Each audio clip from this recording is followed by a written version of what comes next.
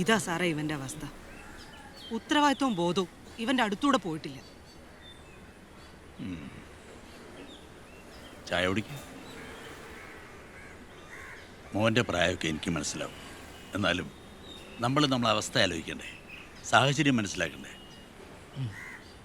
മോനെ കുറ്റപ്പെടുത്തിയതല്ല, സാധാരണ ഒരു ഗവൺമെൻറ് ജോലി കിട്ടാനുള്ള പാട് മോനറിയാലോ.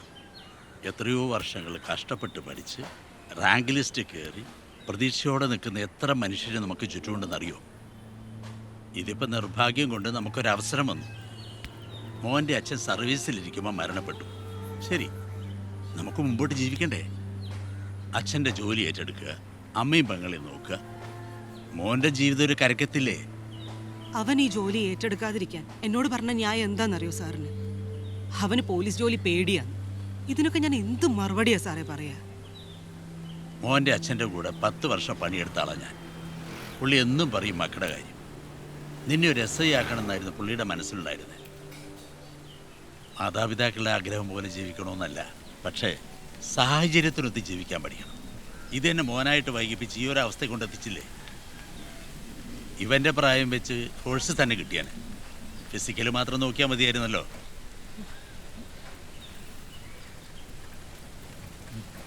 സർവീസിലിരിക്കെ മരണപ്പെട്ട 2 വർഷത്തിനകം ജോലിക്ക് കയറണമെന്നാണ് സർവീസ് ചട്ടം.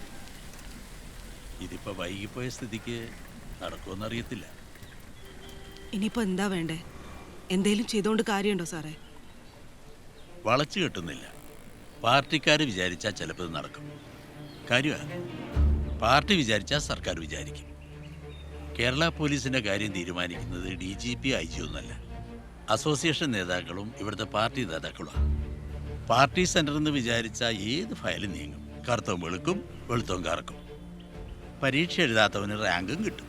പക്ഷെ വിചാരിക്കണം, പാർട്ടി അനുഭാവികൾ ഫോഴ്സിലുണ്ടാവേണ്ടത് അവരുടെ ആവശ്യമാണ്.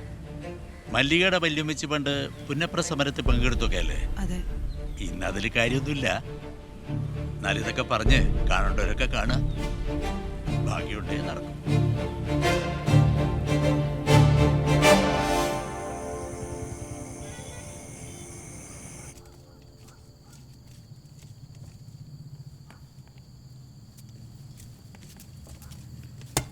അമ്മ കഴിക്കുന്നില്ലേ?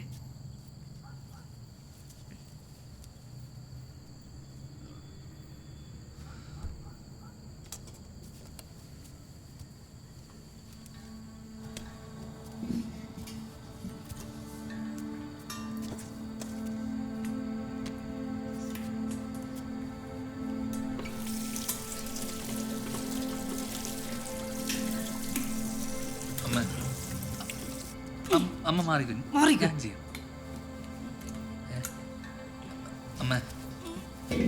അമ്മ നിക്ക്, ഞാനൊന്ന് പറയട്ടെ. എനിക്കൊന്നും കേക്കണ്ട. നീ പറയാൻ പോകുന്നത് എന്താന്ന് എനിക്കറിയാം. അത് ഞാൻ കുറെ കേട്ടതാണല്ലോ. എടാ, അവനവനോട് ആത്മാർത്ഥത കാണിക്കാത്തവര് മറ്റുള്ളവരോട് അതെങ്ങനെ കാണിക്കാനാ? ജീവിതത്തെ എങ്ങനെ നേരിടാനാ? അപ്പൊ എന്തോ ചെയ്യും? പേടിയാണ്, കഴിയില്ല, ഇഷ്ടമല്ല, അങ്ങനെ ഒരു 100 എക്സ്ക്യൂസസ് പറയും. പിന്നെ ഈ കാര്യം ഇനി നടക്കുമെന്നൊന്നും എനിക്കറിയത്തില്ല. പക്ഷേ എന്നെക്കൊണ്ടാവും വിധം ഞാൻ അതിന് ശ്രമിക്കും. അപർണയ്ക്ക് 18 വയസ്സായല്ലോ. ജോലി നമുക്ക് അവക്ക് കൊടുക്കാം. ഒന്നുമില്ലേലും നിന്നെക്കാളും ധൈര്യവും ബോധവും അവക്കുണ്ട്. ഒരു കാര്യം എൻ്റെ മോനെ ഓർത്തോ, ജീവിതം നമ്മൾ ഇഷ്ടപ്പെടുന്ന പോലെ നമ്മുടെ മുന്നിൽ വന്ന് നിൽക്കത്തില്ല. വീഴും തോറും കയറിയേ പറ്റത്തുള്ളൂ.